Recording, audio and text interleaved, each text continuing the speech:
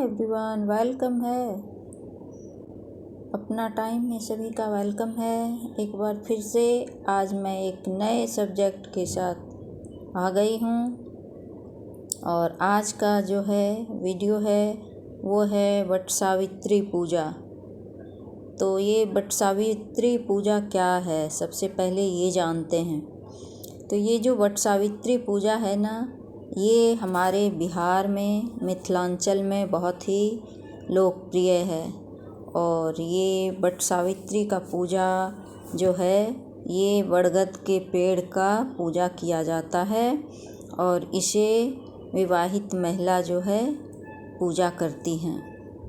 मान्यता है कि शुक्ल कृष्ण पक्ष जेठ कृष्ण पक्ष अमावस्या के दिन ये पूजा किया जाता है और इस पूजा को करने से जो है पति की लंबी आयु स्वास्थ्य की कामना की जाती है। और पौराणिक कथा है कि सावित्री ने अपने पति सत्यवान को मृत्यु के चंगुल से जीवित करके ले आया था यमराज से वापस। इसी के इसमें याद में सत्यवान सावित्री के याद में ये त्यौहार हम आज भी मनाते हैं। और जो कि इस साल 2025 में ये 26 मई सोमवार के दिन मनाया जाएगा। और इस दिन जो है महिला व्रत रखती हैं और बिना नमक वाला खाना एक टाइम खाती हैं और कुछ भी नहीं खाती हैं, बस एक टाइम बिना नमक वाला, जिसको कि अरवा खाना हम लोग के यहाँ बोला जाता है। अरवा खाना खाया जाता है जिसमें कि आप दूध से बना खीर और दही दूध यही सब खाया जाता है। पोहा चूड़ा ये सब बिना नमक का होना चाहिए, नमक नहीं, फल फूल ये सब खाया जाता है। तो चलिए जानते हैं कि वट सावित्री की पूजा कैसे की जाती है। तो वट सावित्री की पूजा जो है, वट सावित्री के दिन सुबह सुबह महिला नहा धोकर और पूजा के लिए जो है एक डलिया लेती हैं, नया डलिया होता है, और एक पंखा जिसको कि हम लोग बीनी भी बोलते हैं गांव में और मिथिलांचल में बीनी।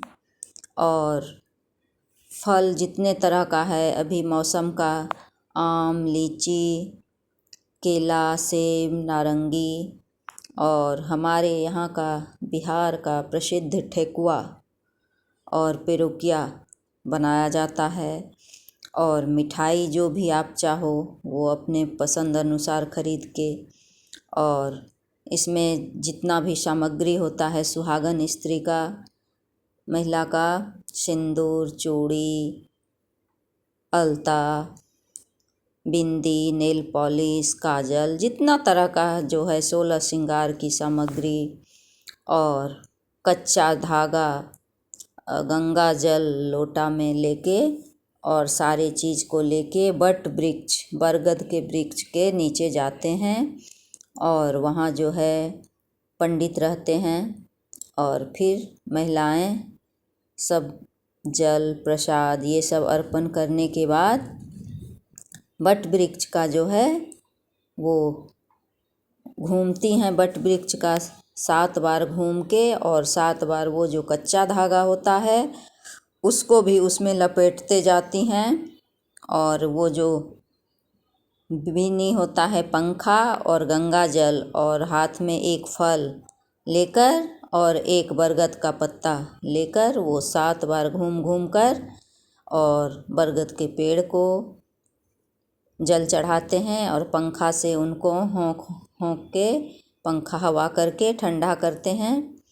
और जो है इस तरह 7 बार घूमते हैं और दीपक लगाते हैं बरगद के पेड़ के नीचे। उसके बाद वो पंडित जी जो रहते हैं पंडित, वो सारी महिलाओं को सत्यवान सावित्री की कथा सुनाते हैं और फिर महिलाएं जो है इस तरह अपने पूजन को संपन्न करती हैं। पंडित जी को दक्षिणा, जिसको जो जितना होता है, साड़ी कपड़ा, वो श्रृंगार का सामान, जिसको जो भी फल फूल मिठाई और दक्षिणा देती हैं। इस तरह जो है वट सावित्री की पूजा जो है संपन्न करते हैं, जो कि इस साल का कल है। और हमारे मिथिलांचल में जिसकी नई नई शादी होती है तो वो जो हैं और ख़ास तरीके से पूजा करते हैं। उनके ससुराल से जो है वो सारा सामान पूजा का आता है।